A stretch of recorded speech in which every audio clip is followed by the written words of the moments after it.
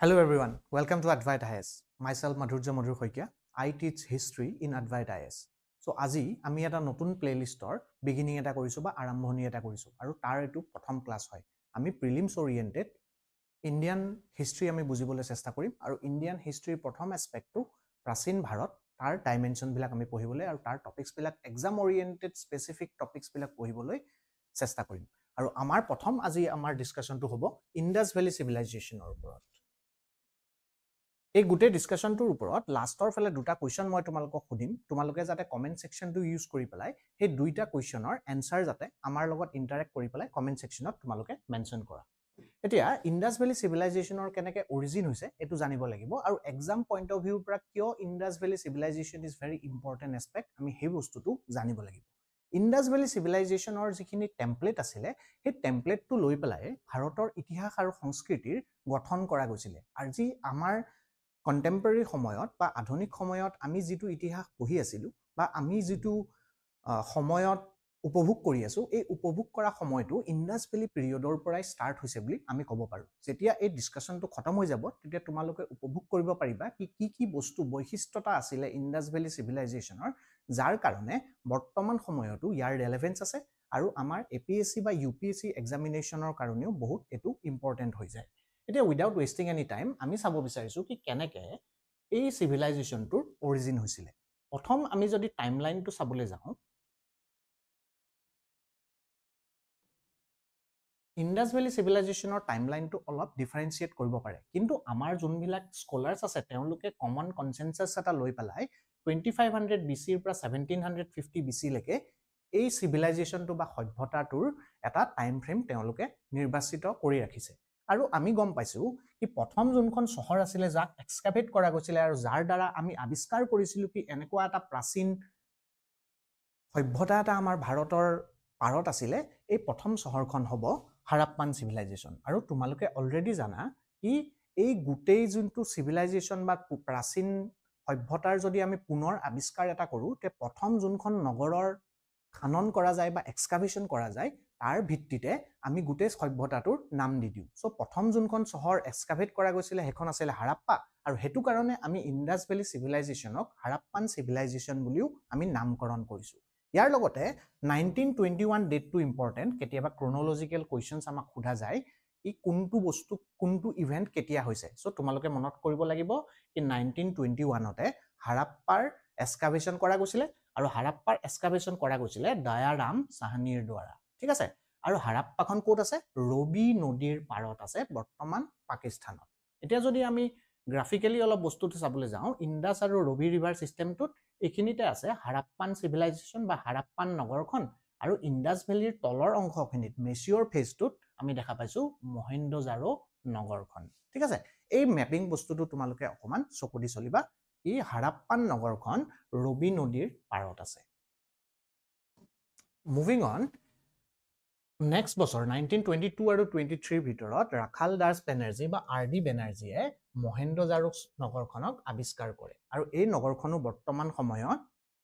পাকিস্তানত আছে, কিন্তু it is part of the larger Indus valley civilization বা হাৰাপ্পান সিভিলাইজেশন। ইয়াৰ লগতে 1924ত আমাৰ আৰ্কিঅলজিক্যাল সাৰ্ভে অফ ইণ্ডিয়া হেতু সময়ত ব্ৰিটিছসকলে এই অৰ্গানাইজেশনটো বনাইছিল। ঠিক আছে, এটো এটা ব্ৰিটিছ ইণ্ডিয়া অৰ্গানাইজেশন আছিল। ব্ৰিটিছ ৰাজৰ সময়ত ব্ৰিটিছ গভৰ্ণমেণ্ট যেতিয়া ভাৰতৰ ওপৰত আছিলে তেতিয়া আৰ্কিঅলজিক্যাল সাৰ্ভেটো বনোৱা গৈছিল আৰু তেওঁৰ এই সংস্থাটোৰ ডাইৰেক্টৰ জন মাৰ্শেলে এনাউন্স কৰিছে পৃথিৱীক কি আমি এনেকুৱা এটা প্ৰাচীন ইতিহাসৰ এটা সম্পদ বা প্ৰাচীন সভ্যতাৰ এটা সম্পদৰ আমি আৱিষ্কাৰ কৰিছো আৰু কেতিয়া এনাউন্স কৰা গৈছিল 1924ত। ইয়াৰ লগতে it is designated as the world heritage site in the year 1980 by the United Nation education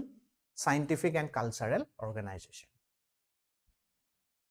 So these are very important from prelims point of view. এতিয়া এটো চাব লাগিব কি কন্টেম্পৰেৰী পৃথিৱীখনত হেতু সময়ত যেতে হাৰাপ্পান সিভিলাইজেশন ভাৰতত আছিল ইন্দাছ আৰু ইন্দাছ নদীৰ পাৰত তে সমসাময়িক কিছুমান সভ্যতা বিশ্বৰ বেলেগ বেলেগ প্ৰান্ততো আছিল। আমি যদি মেছোপটেমিয়ান সিভিলাইজেশনৰ কথা পাতিব লাগে আমি টিগ্ৰিছ নদী আৰু ইউফ্ৰেটিছ নদীৰ পাৰত আছিল। ইজিপচিয়ান সিভিলাইজেশন আছিল নাইল নদীৰ পাৰত। ভাৰতত আছিল ইন্দাছ আৰু হাৰাপ্পান সিভিলাইজেশন আৰু চাইনাত আছিল হুৱাংহো বা য়েল্লো ৰিভাৰৰ পাৰত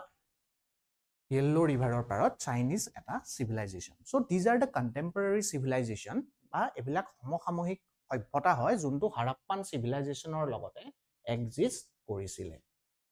আৰু এই নোটতে মই এটো অলৰেডি মেনশন কৰি দিছো কি মেসোপটেমিয়াৰ civilization-টো সমসাময়িক হয় contemporary হয় to the Indus Valley বা হাৰাপ্পান civilization. এতিয়া আমি অলৰেডি জানো কি আমি যেতিয়া বাল্যকালত আছিলো বা আমি যেতিয়া টেক্সটবুক বিলাক স্কুলত পঢ়িছিলো তেতিয়া হাৰাপ্পান civilization মানে কি বুলি কয় নগৰ ফৰ্ম হৈছিল আৰবান civilization হয় এটা কি ফ্যাক্টৰস আছে যাৰ কাৰণে আৰবান civilization আৰু ৰুৰাল civilization হয় তাৰ ডিফাৰেন্সিয়েশনটো আমি অলপ বুজি ৰাখিব লাগিব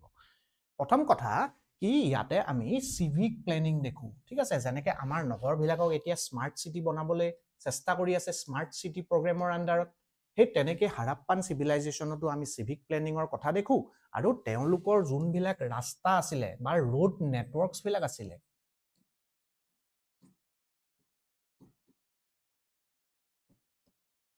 এই ৰোড নেটৱৰ্কস বিলাক গ্ৰিড লাইট প্যাটাৰ্নত এন্ড কৰিছিল আৰু গ্ৰিড লাইট প্যাটাৰ্ন যদি তোমালোকে বুজিব বিচাৰা সদায় ৰাস্তাৰ যদি চাৰিয়ালি এটা থাকে তিনিয়ালি এটা থাকে হেবিলাক সদায় 90 ডিগ্ৰী এংগলত মিট কৰিছিল ঠিক আছে 90 ডিগ্ৰী এংগলত মিট কৰিছিল এতিয়া কিছুমান কোৰ ফিচাৰ্ছৰ যদি কথা পাতিব বিচাৰো ইয়াতে টাউন প্ল্যানিং টাউন বিলাক তেওঁলোকে চিন্তা নকৰাকে বা বিচাৰ নকৰাকে তেওঁলোকে নিৰ্মাণ কৰা নাছিল তেওঁলোকে ভাবিছিল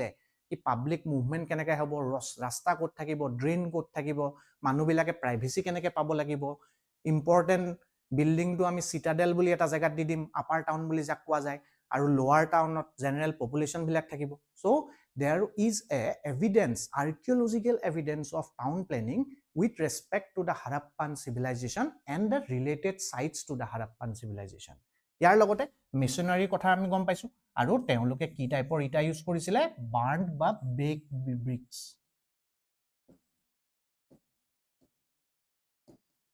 আৰু তোমালোকে জানা যদি কেঁচা ইটা আৰু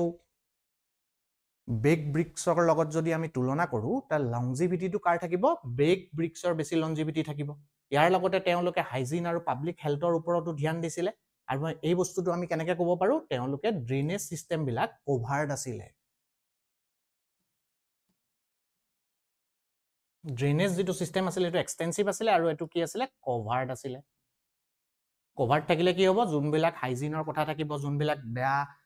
গুন্ধ যে আহিব পাৰে মাইক্ৰোবিয়েল কন্টামিনেশন হ'ব পাৰে তো কভাৰ্ড ড্ৰেইন সদায় ইম্পৰ্টেন্ট হয় আৰু আজিকালিও আমি চেষ্টা কৰো কি আমাৰ যিমান বিলাক ড্ৰেইন আছে ভাৰতবৰ্ষত বা অসমত এবিলাক যাতে কভাৰ্ড হওক স্যানিটাইজড হওক বস্তুবিলাক আৰু হাইজিনৰ যেতিয়া আমি কথা পাতিব পাৰো তেতিয়া তোমালোকে কিন্তু স্বচ্ছ ভাৰত মিছনৰ কথা কিন্তু অলপ পঢ়ি যাবা it's a very important mass movement জন আন্দোলন এটা হয় ইয়াৰ লগতে তেওঁলোকে কিন্তু ওয়েট আৰু মেজাৰমেন্ট ইউজ কৰিছে কিন্তু সেই ওয়েট বিলাক কি আছিল স্ট্যান্ডাৰ্ডাইজ আছিল মানে স্ট্যান্ডাৰ্ড 1 কিলো মানে 1 কিলো 1 কিলো মানে 900 গ্ৰাম নহয় 1 কিলো মানে 800 গ্ৰাম নহয় 1 কিলো মানে 1 কিলো 1 ইঞ্চি মানে 1 ইঞ্চি 1 ফুট মানে 1 ফুট সো হেতুকে কোৱা যায় স্ট্যান্ডাৰ্ড মানে গুটে যিখিনি এৰিয়া আছে আমি অলপ পিছত চাই আছো কিমান এক্সটেন্সিভ ওয়েট হাৰাপ্পান civilization-টোৰ বিস্তাৰ হৈ আছিল এই এক্সটেন্সিভ ওয়েটুত বা যিমানখিনি তেওঁলোকৰ ক্ষেত্ৰ আছিল মেচিয়ৰ ফেজটো হাৰাপ্পান civilization-ৰ তাতে তেওঁলোকে কিন্তু স্ট্যান্ডাৰ্ড ওয়েটস এন্ড মেজাৰমেন্টস ইউজ কৰিছিল সো এবিলাকে কিছুমান এসপেক্ট হয় যাৰ কাৰণে আমি ক'ব পাৰো কি এই যোনখন সভ্যতা আছে এই সভ্যতাখন আৰবান civilization হয় বুলি এতিয়া আমি যদি জিওগ্ৰাফিক্যাল লেআউট চাওঁ জেনাৰেলি এটা কোৱেশ্চন খুদা যায় কি নৰ্দাৰ্ণ মোস্ট পাৰ্টটো কি হয় সাউদাৰ্ন মোস্ট পাৰ্টটো কি হয় হাৰাপ্পান সভ্যতাৰ কথা পাতি আছো ইষ্টাৰ্ণ মোস্ট পাৰ্টটো কি হয় আৰু ওয়েস্টাৰ্ণ মোস্ট পাৰ্টটো কি হয় উত্তৰ ফালে কোনখন মোস্ট লাস্ট সিটিখন আছে আৰু এখন হ'ব মণ্ডু বা মাণ্ডা দক্ষিণৰ ফালে আছে আমাৰ দৈমাবাদ ঠিক আছে দক্ষিণৰ ফালে আছে আমাৰ দৈমাবাদ এতিয়া পশ্চিমৰ ফালে আছে আমি সুত্তাগেণ্ডৰ ঠিক আছে তাক সুত্তাগেণ্ডৰ বুলি কোৱা যায় সুত্তাগেণ্ডৰ আৰু আমাৰ একদম পূবৰ ফালে আছে আলামগীৰপুৰ আছে ইউপিত দৈমাবাদ আছে মহাৰাষ্ট্ৰত সুত্তাগেণ্ডৰ এতিয়া বৰ্তমান সময়ত আছে পাকিস্তানত আৰু মাণ্ডা আছে জম্মু এণ্ড কাশ্মীৰৰ ইউনিয়ন টেৰিটৰীখনত সো এটো হৈ গ'ল বিস্তাৰ তোমালোকে চাব পাৰা কি প্ৰাৰম্ভিকভাৱে এটো উত্তৰ ভাৰতৰ ফালে বা নৰ্থ ওয়েষ্টাৰ্ণ পাৰ্টৰ ফালে এই civilization-খন বা এই সভ্যতাটো এক্সিষ্ট কৰিছিল কিমান সময়ৰ পৰা 2500 BC পৰা 1750 বিফোৰ কমন এৰা ঠিক আছে এইটো টাইমলাইনৰ ভিতৰত এই প্ৰান্তটোত বা এই ক্ষেত্ৰখিনিত এই সভ্যতাটো এক্সিষ্ট কৰিছিলে এতিয়া ইয়াতে মই কিছুমান তোমালোকৰ কোৰ ফিচাৰ্স দি দিছো যাতে এক্সাম পইণ্ট অফ ভিউৰ পৰা তোমালোকৰ কাৰণে বহুত ইম্পৰ্টেণ্ট হয় প্ৰথম এস্পেক্টটো হ'ব কি আমি ইম্পৰ্টেণ্ট কিছুমান সাইটৰ কথা পাতিম তাৰ পিছত কোনে এক্সকাভেট কৰিছে বা কোন পাৰ্সোনালিটি বা কোন মনীষে ইয়াৰ লগত জড়িত হৈ আছে সনটো কেতিয়া তেওঁলোকে এক্সকাভেট কৰি পাইছে ইয়াৰ লোকেশনটো কি হয় আৰু লাষ্টৰ ফালে ইয়াতে কি ইম্পৰ্টেণ্ট ফাইন্ডিংছ কৰা গৈছে এতিয়া আমি যদি হাৰাপ্পাৰ কথাটো চাবলৈ যাওঁ it is excavated by Dayaram Sahni in the year 1921 situated on the bank of river Ravi ইয়াৰ লগতে ইয়াতে আমি স্যান্ডস্টোন ঠিক আছে বালি শিলৰ কিছুমান হিউম্যান এনাটমিৰ বস্তু পাইছো ভৰাল পাইছো গ্ৰেনাৰী মানে ভৰাল ঠিক আছে ভৰাল কিয় লাগে ভৰাল যাতে ইয়াতে আমি আমাৰ এক্সট্ৰা যিখিনি উৎপাদন আছে কৃষিৰ যিখিনি এক্সট্ৰা উৎপাদন এই উৎপাদন বিলাকক যাতে আমি ষ্ট'ৰ কৰি ভৰালত ৰাখিব পাৰো ইয়াৰ লগতে বুলক কাৰ্টছৰো আমি কিছুমান উদাহৰণ এক্সকাভেট কৰি পেলাই লাভ কৰিছো দ্বিতীয় ইম্পৰ্টেণ্ট সাইটটো হৈ যায় মহেন্দ্ৰজাৰো যাক মাউণ্ট অফ দ্য ডেড বুলি কোৱা গৈছে এটা মাউণ্ট কি হয় সৰু এটা স্মল এটা হিললক হয় ঠিক আছে সৰু এটা পৰ্বত বেছি ডাঙৰ পৰ্বত নহয় বেছি ওখ পৰ্বত নহয় সৰু এটা পৰ্বত য'ত মৃতকসকলক দফনাই থৈ যোৱা গৈছে আৰু এটোকে কোৱা যায় মহেন্দ্ৰজাৰো it is discovered by R D. Banerjee in the year 1922 situated on the bank of river Indus কি পোৱা গৈছে ইয়াতে বহুত ইম্পৰ্টেণ্ট বস্তু পোৱা গৈছে গ্ৰেট বাথ পোৱা গৈছে ভৰাল এটা পোৱা গৈছে ব্ৰঞ্জ ডেন্সিং গাৰ্ল এটা পোৱা গৈছে ইয়াৰ পৰা পশুপতি মহাদেৱৰ এটা সিল পাইছো যাৰ পৰা আমি ৰিলিজিয়াছ এস্পেক্টটো গম পাইছো ধাৰ্মিক এস্পেক্টটো গম পাইছো হাৰাপ্পান সিভিলাইজেশনৰ ইয়াতে বিয়াৰ্ডেড মেনু পাইছো আৰু কপাহ দি বনোৱা এটা কাপোৰৰ অৱশেষ এটাও আমি লাভ কৰিছো বাকি দুটা ইয়াতে আছে তোমালোকৰ যেটো তোমালোকে আমাৰ টেলিগ্ৰাম চেনেলৰ পৰা পিপিটিটো ডাউনলোড কৰি লবা আৰু ইয়াৰ পৰা অধ্যয়ন কৰিবা তোমালোকৰ প্ৰিলিমছৰ কাৰণে বহুত বেনিফিচিয়াল হ'ব সো তোমালোকে বাকি এই কিটা তোমালোকে নিজে পঢ়ি ল'ব পাৰিবা ইয়াৰ লগতে another important site হ'ব Lothal it is excavated by R. Rao in the year 1953 code আছে গুজৰাটত আছে ইয়াতে প্ৰথম বাৰৰ কাৰণে ম্যান মেড পোৰ্ট এটা আমি পাইছো ডকয়াৰ্ড পাইছো ঠিক আছে ফায়াৰ অল্টাৰ পাইছো ফায়াৰ অল্টাৰ কি হয় যেতিয়া বিয়া কৰিবলৈ যোৱা যায় বৈদিক ধৰ্মৰ মতে তেতিয়া এটা হোম পুৰা যায় বুলি যে কোৱা যায় কলকিয়েলি তে সেই হোমটোকে ফায়াৰ অল্টাৰ বুলি কোৱা যায় আৰু কোট লাভ কৰিছো গুজৰাটৰ লোথালত ইয়াৰ লগতে আমি দবা খেলৰো কিছুমান উদাহৰণ লোথালৰ পৰা লাভ কৰিছো আৰু লোথালত কি আছে ইণ্ডিয়ান মেৰিটাইম মিউজিয়াম বৰ্তমান সময়ৰ কথা মই কৈ আছো ইণ্ডিয়ান মেৰিটাইম মিউজিয়াম মেৰিটাইম মানে কি এক্টিভিটিজ বা কৰ্ম ৰিলেটেড উইথ ওশেন ঠিক আছে এক্টিভিটিজ ৰিলেটেড উইথ ওশেন আৰু বাকি কিটা সাইটস আছে এই বাকি কিটা সাইটস তোমালোকে এক্সাম পইণ্ট অফ ভিউৰ পৰা কনসাইজ ওয়েট যেনেকৈ ইয়াতে কনসাইজ ওয়েট দিয়া আছে তোমালোকে এই বস্তুবিলাক অলপ অধ্যয়ন কৰি লবা এতিয়া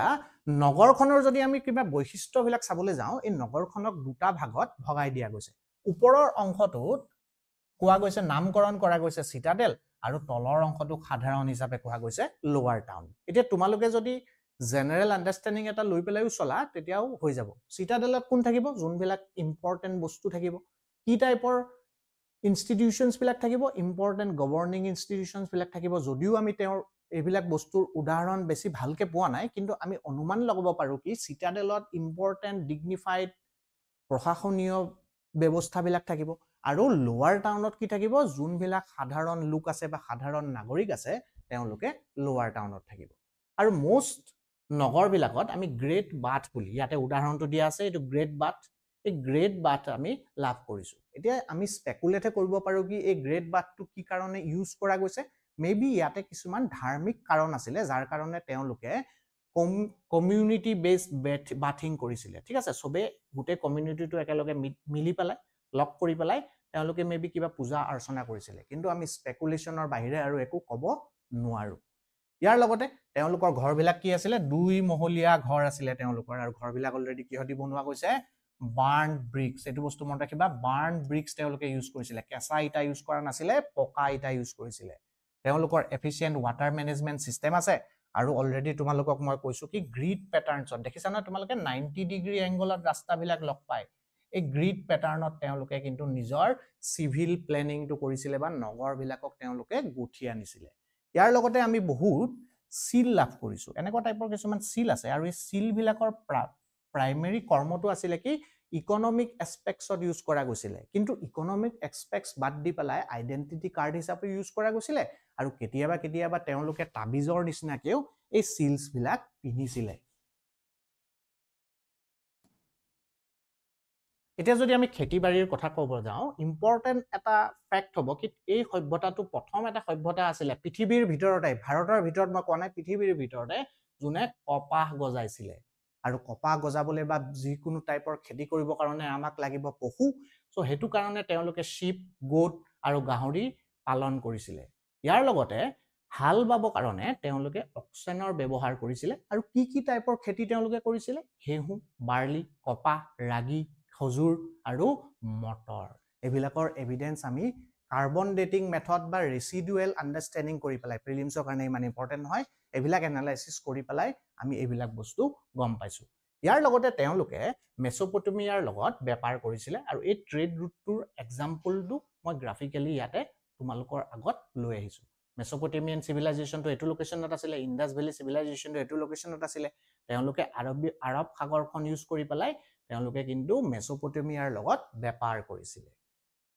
কি টাইপৰ ধাতু তেওঁলোকে জ্ঞাত হয় কপাৰ ব্ৰঞ্জ টিন আৰু লেড তোমালোকে কিন্তু এটা বস্তু মনত ৰাখিব লাগিব কি তেওঁলোকে লোহা বা লোহাৰ ব্যৱহাৰ কেনেকৈ কৰিব পাৰি এবিলাকৰ কথা কিন্তু তেওঁলোকে জ্ঞাত নহৈছিল ব্ৰঞ্জটো কেনেকৈ বনাব পৰা যায় ব্ৰঞ্জ এটা মিক্সাৰ হয় বা এলয় এটা হয় যোনটো কপাৰ আৰু টিনক মিক্স কৰি পেলাই বনোৱা যায় কেতিয়াবা এনেকুৱা সাধাৰণ কোৱেশ্চন সুধি দিয়া যায় সো যোন সকলে নাজানে প্লিজ নোট ডাউন কৰি ৰাখিবা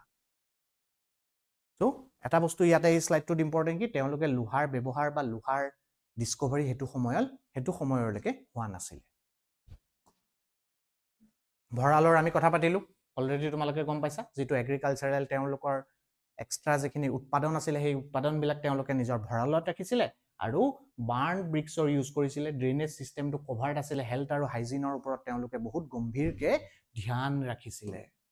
এতিয়া যদি ইকোনমিক এসপেক্টটো চাবলৈ যাওঁ মই অলৰেডি তোমালোকক কৈছো কি এই সিল বিলাকৰ ব্যৱহাৰটো কি কাৰণে হৈছিল তেওঁলোকৰ ইকোনমিক ইউজ এটা আছিল ইয়াৰ লগতে তেওঁলোকৰ যেটো লিখাৰ পদ্ধতি আছে এই লিখাৰ পদ্ধতিটো ষ্টেণ্ডাৰ্ড আছিল মানে যিখিনি বস্তু তেওঁলোকে লিখিছে সেই বস্তুটোৱে মেইনটেইন হৈ আছে এতিয়া মই তোমালোকক অসমীয়া ভাষাত কৈ আছো বা ইংৰাজী ভাষাত কৈ আছো ইংৰাজী ভাষা বা অসমীয়া ভাষাটো কি হয় ষ্টেণ্ডাৰ্ড ভাষা হয় মই মোৰ মতে ভাষাটো ক'ব নোৱাৰো ভাষাটো সমাজে আমাক দিছে আৰু সমাজে আগলেও এই ভাষাটোক ইভলভ কৰি গৈ থাকিব সো হেইদৰে তেওঁলোকৰ যেটো স্ক্ৰিপ্ট আছিল বা লিখাৰ পদ্ধতি আছিল বা লিপি আছিল সেই লিপিটো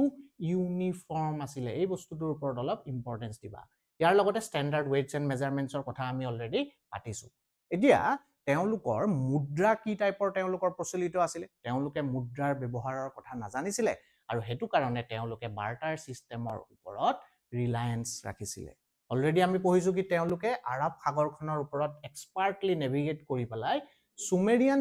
সিভিলাইজেশন বা সুমেৰিয়ান সভ্যতাৰ লগত তেওঁলোকে বাণিজ্যিক সম্বন্ধ কিন্তু মেইনটেইন ৰাখিছিল এই বাণিজ্যিক সম্বন্ধটো মেইনটেইন কৰিবৰ কাৰণে তেওঁলোকৰ দুটা পোৰ্ট আছিল এটা পোৰ্টৰ নাম হয় দিলমুন আৰু দ্বিতীয়টোৰ নাম হয় মাকান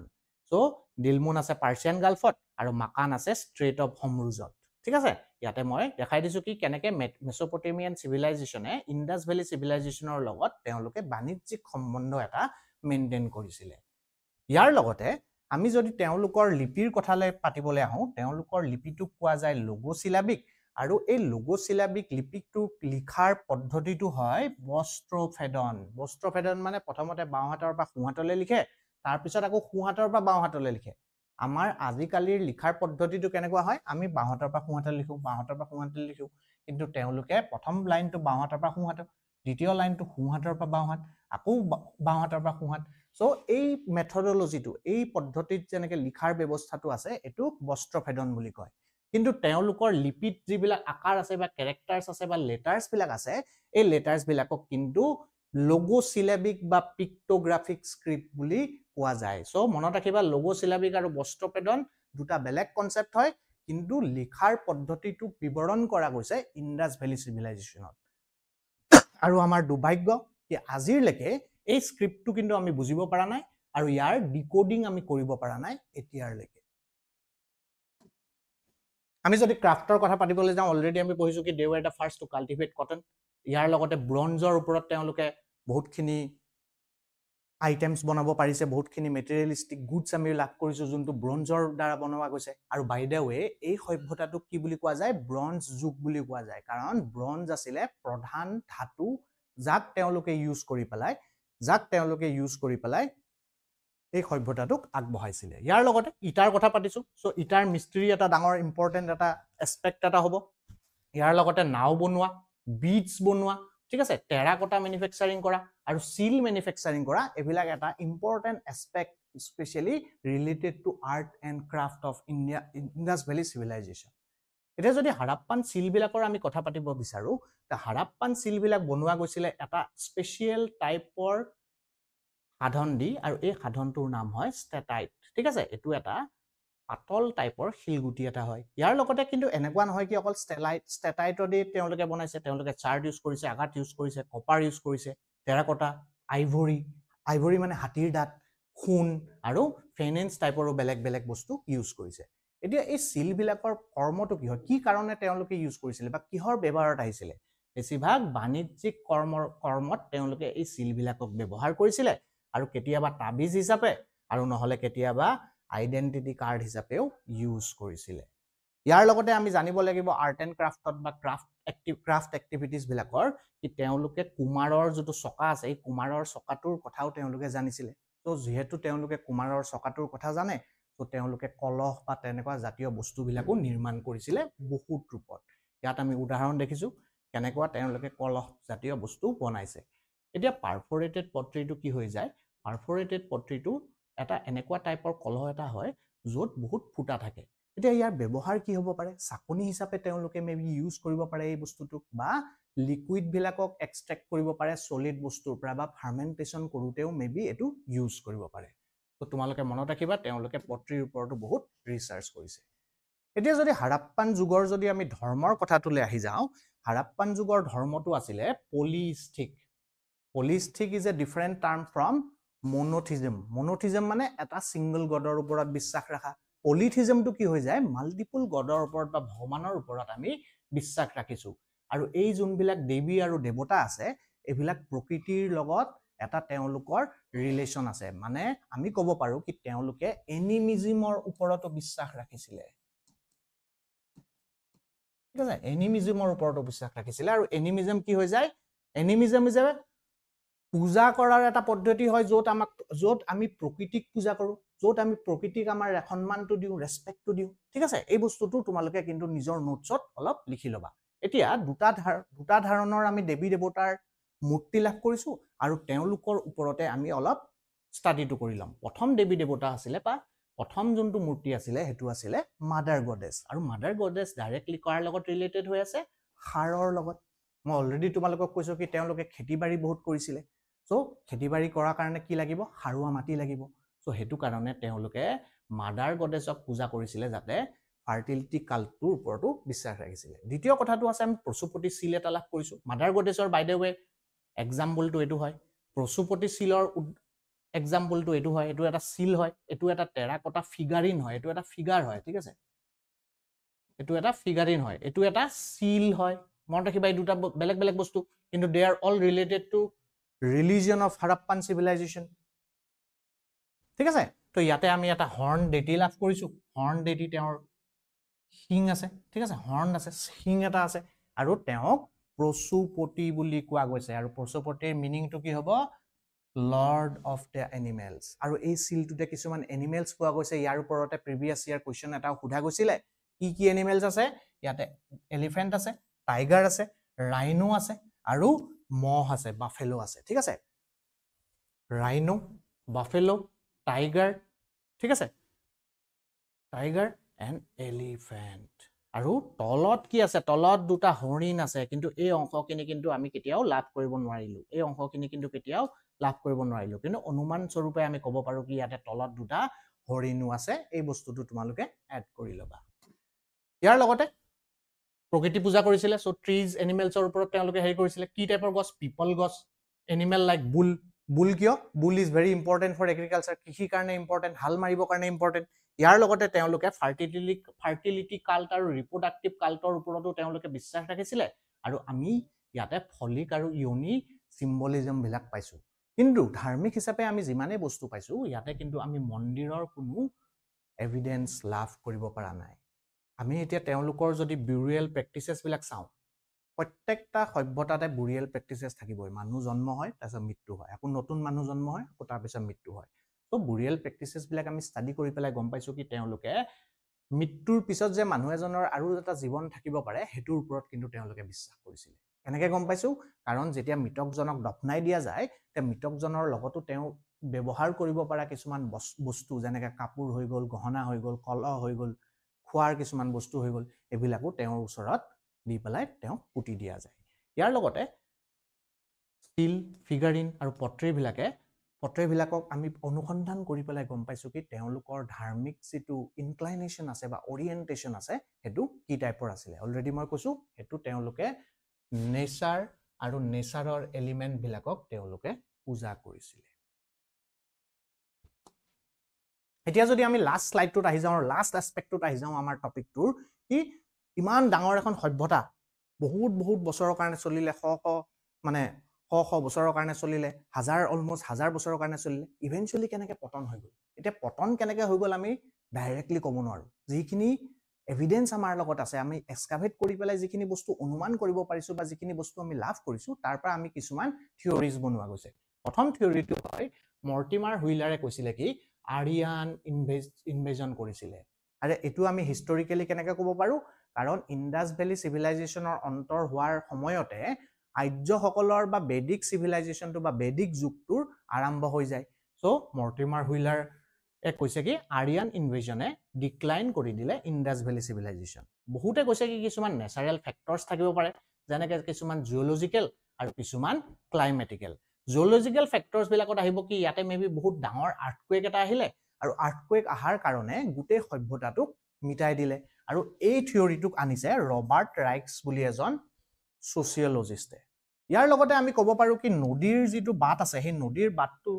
পৰিৱৰ্তন হৈ যোৱা কাৰণে এই যোনবিলাক নদীৰ পাৰত থকা নগৰবিলাক আছিলে এই নগৰবিলাকৰ মূল্যটো নাইকিয়া হৈ গ'ল আৰু লাহে লাহে মানুহে এই নগৰখনক এৰি পেলাই এই গোটেই সভ্যতাটোৰ এটা পতন হোৱাৰ পথত গুচি গৈছে তা আমি ইভেঞ্চুৱেলি ক'ব পাৰো কি এইবিলাক ফেক্টৰছৰ গোটেই এটা কম্বিনেশ্যন হৈ পেলাই ইনক্লুডিং নেচাৰেল কজেছ মেবি এই সভ্যতাটোৰ পতন হৈ গ'ল এতিয়া মই তোমালোকৰ কাৰণে আনিছো যোনে পুৰা মন দি পেলাই ধুনীয়াকৈ শুনি আছে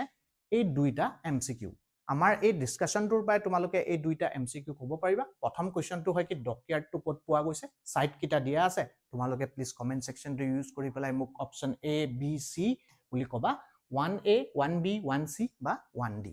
আৰু নেক্সট কোৱেশ্চনটো হৈ গ'ল কোনটো বছৰত হাৰাপ্পান চিভিলাইজেশ্যনক প্ৰথম আৱিষ্কাৰ কৰা গৈছিলে অপচন এ 1905 অপচন বি 1921 অপচন সি 1926 আৰু অপচন ডি 1932 সো তোমালোকে যেতিয়া কমেন্ট সেকশনত মেনশন কৰিবা 1A বুলি দিবা গ্যাপ এটা দি দিবা 2 সাপোজ সি হয় তো তেনেকৈ তোমালোকে কমেন্ট সেকশনত মেনশন কৰিবা আই উইল লুক ফৰ দ্য এনসাৰ্স ইয়াৰ লগতে তোমালোকে যদি আমাৰ ইনষ্টিটিউটৰ লগত জয়েন কৰিব বিচাৰা আমাৰ ইয়াতে কিউআৰ কোড দিয়া আছে তোমালোকে ইয়াতে প্ৰিলিমিনাৰী টেষ্ট সিৰিজ পাবা মেইনছৰ টেষ্ট সিৰিজ পাবা ইন্টাৰভিউ গাইডেন্স প্ৰগ্ৰাম পাবা আমাৰ অসমীয়া মিডিয়াম আৰু ইংলিছ মিডিয়ামত পুস্তক আছে কিতাপ আছে আমাৰ যিবিলাক ষ্টেণ্ডাৰ্ড টেক্সট বুক হয় আমাৰ নতুন সিলেবাছৰ মতে ইয়াৰ লগতে আমাৰ এক্সপাৰ্ট ফেকাল্টিজ সকলো আছে যাৰ লগত তোমালোকে জয়েন কৰিব পাৰিবা আৰু আমাৰ লগত জয়েন কৰিবৰ কাৰণে এই কিউআৰ কোড কিটা তোমালোকে স্ক্যান কৰি ইউ ক্যান এছ'চিয়েট উইথ আছ সো আজিৰ ক্লাছটোত মই ইমানতে ৰাখিব বিচাৰিছো থ্যাংক ইউ সো মাচ